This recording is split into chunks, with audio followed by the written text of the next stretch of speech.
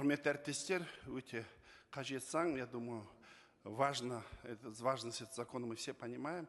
Под видом поддержки отечественных производителей иногда разные компании завозят готовую продукцию, оформляют ее как отечественную. Это повышает стоимость, деньги уходят в темный оборот, и, по сути, мы сами себя обманываем. И закон очень нужный. Я во время поездки по регионам встречался и со швейниками, и с обувщиками. И вот швейники в Кызылорде, швейные фабрики, говорят, самое лучшее время для нас был 19-й год, 20-й год во время коронавируса. Все отечественные производители, большинство, кто имел сертификаты, они ушли с рынка, потому что не могли с Китая завозить. Все. И все приходили к нам, мы обшивали, многих заказов много было. Как только границы открыли, так как оказалось, что они снова начали производить. Да, на самом деле завозят готовую продукцию. Вот обувщики говорят то же самое.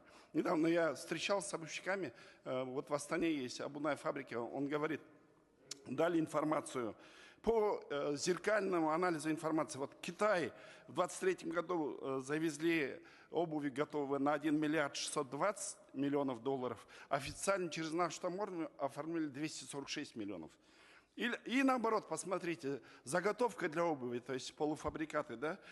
Китай говорит, мы отправили Казахстан только на 3-4 миллиона долларов, а Казахстан официально оформляет 449. То есть под видом полуфабрикатов завозят готовую обувь. Вот если мы не наладим порядок на границе, как мы сможем обеспечить правильно? И второй вопрос, есть ли ответственность для тех, кто будет выдавать поддельные сертификаты?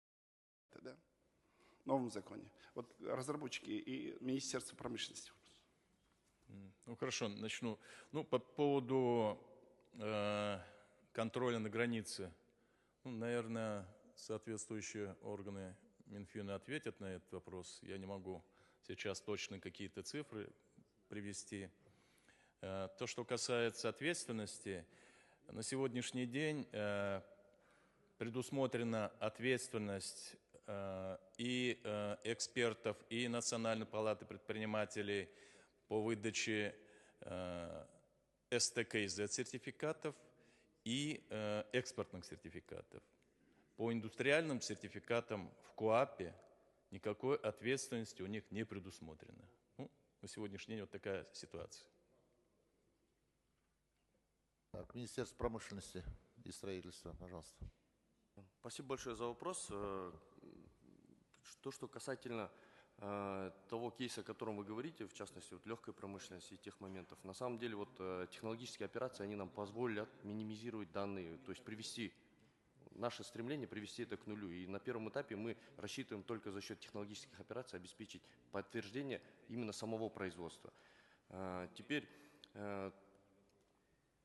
то, что касается ответственности, как только что докладчик говорил, на самом деле здесь в критериях отбора, то есть не в критериях, а в процессе отбора будут участвовать в основном государственные служащие.